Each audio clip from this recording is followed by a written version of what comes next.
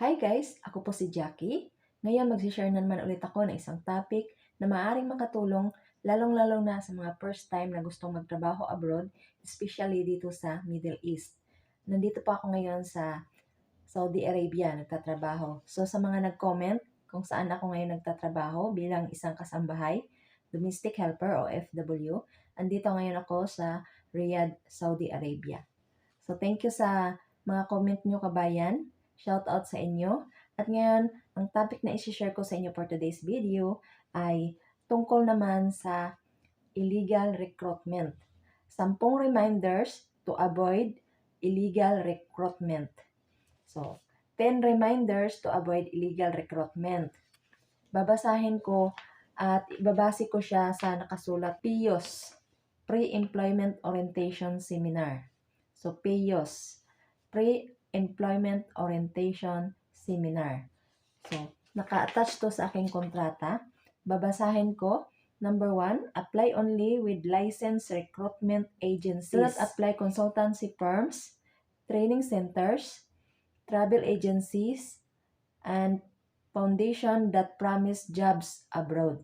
So, kailangan kapag gusto nating magtrabaho sa abroad, mag-a-apply lang daw tayo sa legal na ahensya. So, paano natin malalaman kung ang isang agency ay legal? Malalaman natin sa pamamagitan ng DMW. So, nakaregister lahat ng legal na agency sa Pilipinas sa DMW. So, kailangan magtanong muna tayo at mag-inquire tayo, pumunta tayo sa DMW upang ating makita yung mga agency na legal. Kumbaga may lisensya sila, hindi sila illegal para maiwasan na hindi tayo ma-scam or mapahamak. So, yun yung dapat nating gawin kapag mag-a-apply tayo abroad. So, next, number 2, check with DMW whether the position you are applying for has an approved job order. So, i-check talaga natin sa DMW kung yung position ba na in-applyan natin ay may job order sa DMW. So, lahat ng agency na gusto nating applyan or gusto nating i-check, malalaman natin yan kapag pumunta tayo sa DMW at magtanong tayo doon.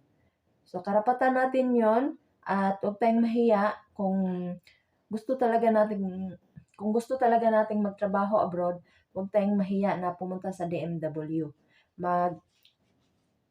Tanong muna tayo, i-check muna natin yung background ng isang agency kung totoo ba talaga na may lisensya sila or legal sila.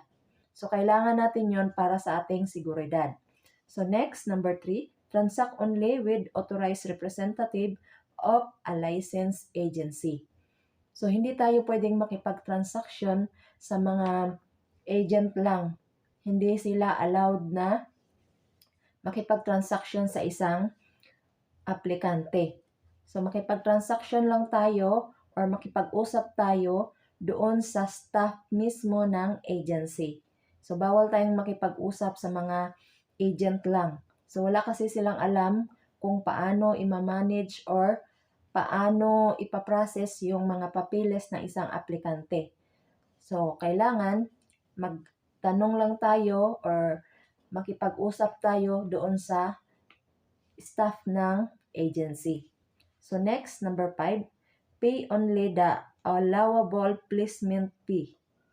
It should be equivalent to 1 month's salary except cases where charging of placement fees is prohibited. So kung may hinihingi silang pera, wag muna tayong basta-basta magbitaw ng pera. So kailangan i-check muna natin kung sila ba ay legal, saka na tayo magbitaw ng pera kasi hindi po basta-basta makahanap ng pera dyan sa Pilipinas. Kailangan nating kumayod ng husto or hindi po talaga basta-basta pagbigay tayo agad-agad ng pera kasi nga yung hinihingi ng ibang agency malaking halaga. So kailangan i-check muna natin kung talagang legal ba sila bago tayo magbitaw ng pera. So, ang nakalagay dito, pay the placement fee only after you have signed an employment contract, demand an official receipt reflecting the actual amount paid and purpose for which payment was made. So, yun yung nakasulat sa number 6. Number 7, be wary of job offers through the internet that require applicants to remit immediately payment for intended visa, airfare, and processing costs. So, hindi tayo pwedeng basta-basta magbitaw ng pera. Kagaya ng nasabi ko kanina, kailangan muna nating i-check yung background nila kung sila ba ay legal, kung sila ba ay may job order sa ina-applyan nating posisyon, at bago tayo magbitaw ng pera, kailangan makapirma muna tayo ng kontrata para sigurado na makakaalis talaga tayo. So, kung wala sa mga nasabi ko, ang mga na-experience mo ngayon, nasabi ko sa mga legal na agency, huwag ka nang magpatuloy mag-apply. So, kailangan transact ka lang sa isang authorized representative of a licensed agency. So, kailangan yung mga nabanggit ko kanina, dapat yun talaga yung may experience mo habang nag-a-apply ka para hindi ka mapahamak. So, proceed ako sa number 8. Requiring you to reply and to enclose payment for application forms and processings of papers. So, wag tayo talagang basta-basta magbitaw ng pera. Make sure that you have the appropriate work permit. Be wary of job offers using tourist or visit visas. Kailangan nating iwasan yung mga agent na nag-o-offer sa atin ng tourist visas. At wag tayo talagang basta-basta magbitaw ng pera. Marami ng mga scammer dyan kasi sa Pilipinas. So, kailangan, bago tayo mag-apply, mag-imbestiga muna tayo para maiwasan natin na ma-scam tayo or makapagbigay tayo ng pera sa mga hindi naman legal na agency. Kasi hindi na natin yung basta-basta makukuha. Kapag nagbitaw tayo ng pera at hindi naman pala sila legal, yung proseso, hindi na basta-basta. So, kailangan mag-imbestiga muna tayo, magtanong muna tayo. Kung may mga kaibigan tayo na may mga experience, magtanong muna tayo sa kanila bago tayo mag-apply. So, make sure talaga natin unang-una na legal yung agency na a-applyan natin. Kasi dito sa ibang bansa, ang makakatulong lang sa'yo is yung agency mo at yung mga government na ahensya dito.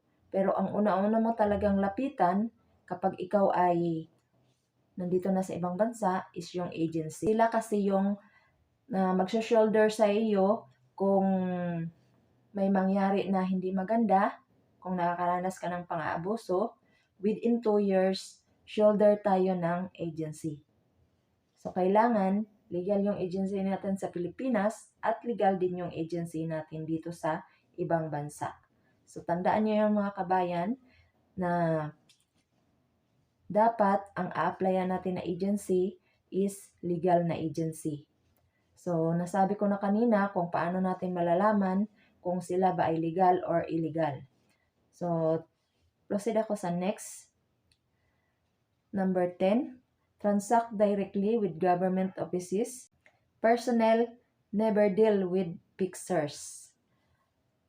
So, wag tayong makipag-deal sa mga fixers. Lalong-lalo na dyan sa BMW.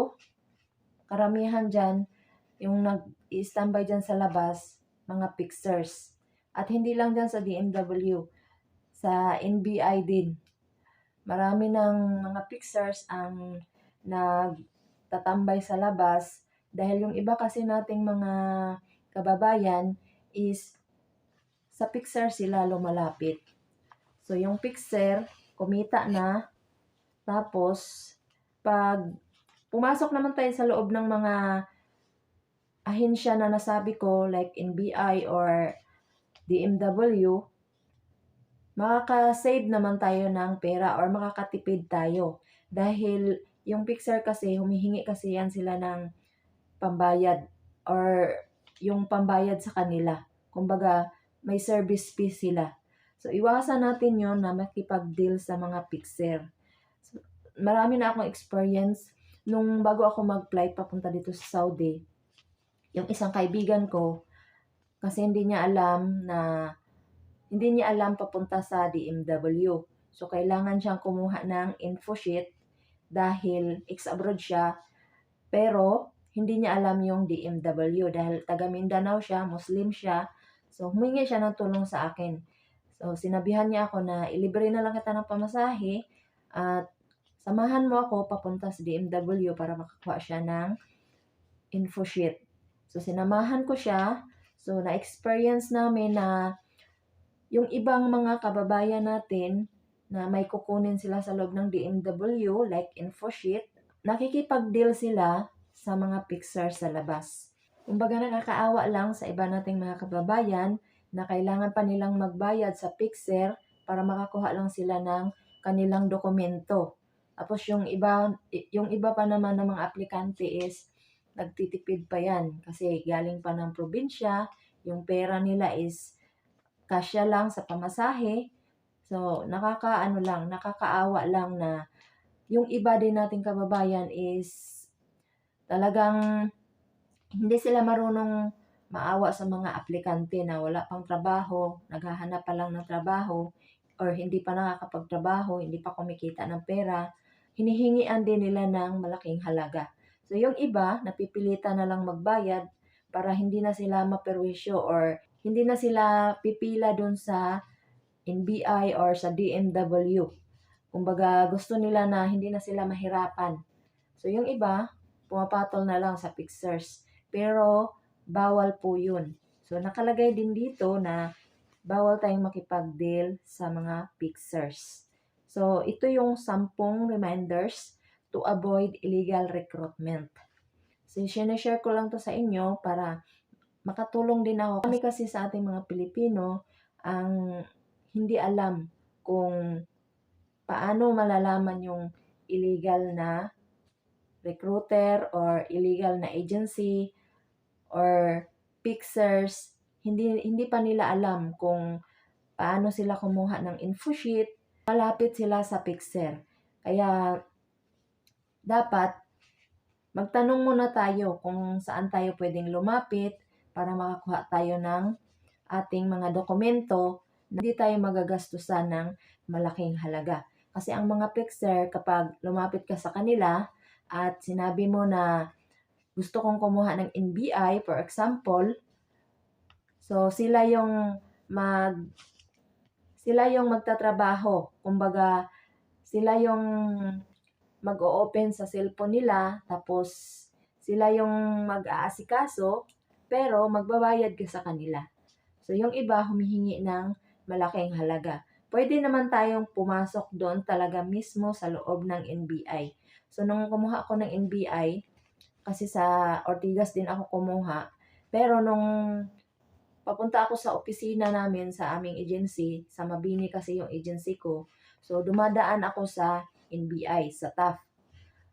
So, na-experience ko na nasabihan ako na NBI, kung gusto mong kumuha ng NBI through online, pwede sa kanila. So, inaalok nila ako pero sinabi ko sa kanila na hindi ako kukuha or tapos na akong kumuha. Yun na lang yung sinasabi ko sa kanila.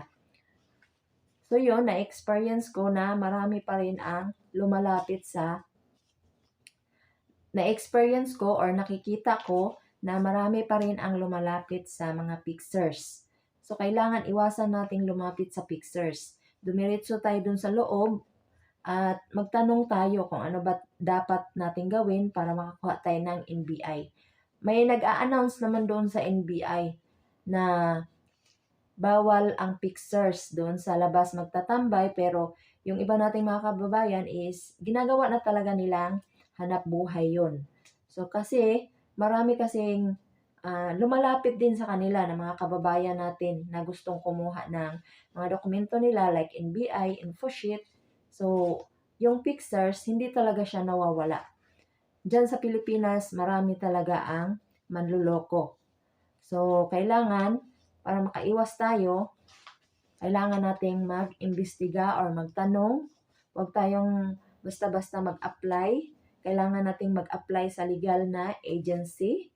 Kailangan nating i-check sa DMW kung ang position na ini-applyan natin ay may approved job order, na-approve siya sa DMW. So, i-check din natin yun. So, makipag-transact lang tayo sa authorized representative of a licensed agency. Sa staff lang ng agency, tayo dapat makikipag-usap. Huwag tayong makikipag-usap sa mga fixers at sa mga agent dahil hindi nila alam kung paano proseso yung ating mga requirements or dokumento. So, hindi na nila alam yun. Ang alam lang nila is hanap ng mga aplikante para kumita din sila. Maghanap sila ng mga aplikante dun sa mga probinsya at dadalhin nila yan sa opisina, sa agency. Tapos yung agency naman, magbabayad sa kanila. Yung ibang aplikante din na hindi pa nila alam yung agency, lumalapit na lang sila sa agent. At yung ibang agent naman, humihingi sila ng bayad sa aplikante. Kumbaga, sinasabihan nila yung aplikante na kailangan mong magbigay ng 1 buwan mo na sahod. Ipadala mo sa akin pagkasahod mo sa ibang bansa. No, huwag tayong magbigay sa mga agent. Dahil yung mga agent na yan, kumita na yan sa atin. Ang agency ang may obligasyon na magbayad sa kanila. So, hindi natin obligasyon na magbigay ng pera sa kanila kahit magkano. Kailangan, iwasan nating makipag-usap sa kanila or makinig sa kanila or maniwala sa kanilang mga sasabihin. Kailangan maging alerto din tayo, maging wise din tayo kapag gusto nating magtrabaho abroad or gusto nating mag-apply sa isang agency para makapagtrabaho tayo abroad. So, yun lang yung ma-share ko sa inyo na konting advice. Sana nakakuha kayo ng idea sa mga i-share ko sa inyo ngayon. So, makipag-transact lang talaga sa representative ng isang licensed na agency. Kung may hihingiin yung isang agency, kung hihingi sila agad ng pera, mag-isip na kayo. Huwag kayong basta-basta magbitaw ng pera. Kasi sa legal na agency, hindi yan sila nanghihingi agad-agad ng pera. So, kailangan muna nilang i-prove na talagang makakaalis yung isa aplikante bago nila sabihin na kailangan mong magbigay ng pera para sa pag-process ng papilis mo or sa medical mo. Ganyan yung proseso kapag legal na agency yung ma-applyan mo. Pero kapag hindi legal na agency yung ma-applyan mo, kailangan nilang sabihin na kailangan mong magbigay ng pera para sa pag-process ng papers mo, para sa medical mo, para sa pagkuha ng mga papeles mo. So, ganun yung mga sinasabi ng mga illegal na agency. Na nating imbestigahan muna yung agency na yan. So, huwag tayong basta-basta magbigay ng pera. So, kapag humihingi sila ng pera na wala ka pang napirmahan ding kontrata, huwag ka talagang magbigay. Kasi yung mga illegal na agency, hihingian ka talaga agad ng pera. So, marami yan silang explanation. So, kailangan maging maingat ka talaga at isipin mo talaga muna kung talaga bang dapat kang magbigay ng pera sa kanila or hindi. So, nakalagay naman kasi dito yung mga bawal at yung mga bawal at mga reminders para maiwasan na makapag-apply ka sa illegal na agency. So, kailangan din nating iwasan yung mga naka-ano din sa internet, yung mga naka-post. Kasi may mga illegal din na agency na nagpo-post din sila sa social media. So, nakalagay dito, be wary of ads or brochures requiring you to reply and to enclose payment for application forms and processing of papers. So, maliwanag naman na nakasulat dito yung mga reminders na galing sa DMW. So, yun yung kailangan nating tandaan para hindi tayo mapahamak at makaiwas tayo sa illegal recruitment. So, wag basta-basta magtitiwala. Kailangan muna nating mag-imbestiga kapag ang isang agency ay illegal or legal siya na agency. Kailangan muna nating imbestigahan. I-check muna natin yung background ng isang agency bago tayo mag-apply. So, kailangan ang unang-una nating gawin, kung gusto nating mag-apply sa legal na agency, pumunta lang tayo sa DMW. Or, pwede rin nating i-check sa Google. Machi-check natin yan yung mga recruitment agency na may lisensya sila talaga. Kung yung lisensya nila ma-expire na or hindi pa ma-expire, malalaman din natin yan sa Google. Pero, mas maganda kung magtanong tayo or pumunta tayo sa DMW. Doon lahat sa DMW nakalagay yung mga listahan ng legal na agency. So, kapag gusto nating magtrabaho abroad, kailangan muna nating mag-imbestiga, magtanong tayo, pumunta tayo sa DMW. Punta natin ang DMW sa Ortigas. Bumaba tayo ng Ortigas Station, maglakad tayo. So, ang tapat niya is Robinson. So, dyan yung DMW. Marami kasi sa atin na kapag first time, lalo na kapag first time, hindi talaga natin alam kung ano yung dapat natin gawin. So, kahit ako nung una, kasi wala pa akong experience, dahil first time kong mag-apply, so nag-umpisa ako doon sa amin, sa probinsya. So, doon ako nag-umpisa at yung in-applyan ko is papunta rin dito sa Saudi Arabia noon. So, dahil wala pa akong experience, nagtanong-tanong din ako sa may mga experience din. At tinanong ko din kung yung agency ba na applyan ko ay may nakaalis na at mabilis ba silang mag-process ng papilis. Nagtanong din ako. Kumbaga, nag-imbestiga muna ako bago ako nag-decide na mag-apply sa kanila. So, yun yung mga reminders, 10 reminders para maiwasan natin ang illegal recruitment. So, mag-apply lang talaga tayo sa isang lisensyado or legal na agency. Huwag tayong magmamadali. Kailangan nating pag-isipan. Kailangan nating mag-imbestiga sa ating a-applyan na agency. So, yun yung 10 reminders. Sana may natutunan kayo sa i-share ko sa inyo. At maraming salamat sa inyong suporta. Thank you for watching and God bless.